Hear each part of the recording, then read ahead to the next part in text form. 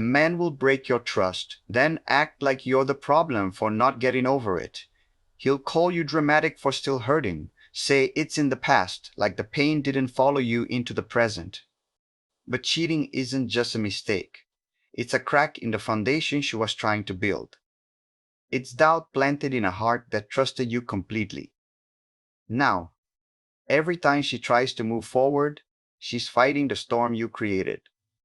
She's not holding on to the past. She's surviving the wreckage you left behind. If you wanted peace, you should have protected it. If you wanted forgiveness, you should have been honest. If you want her to heal, hold space for the pain you caused instead of dismissing it. Real healing doesn't happen by silencing her or gaslighting her into forgetting.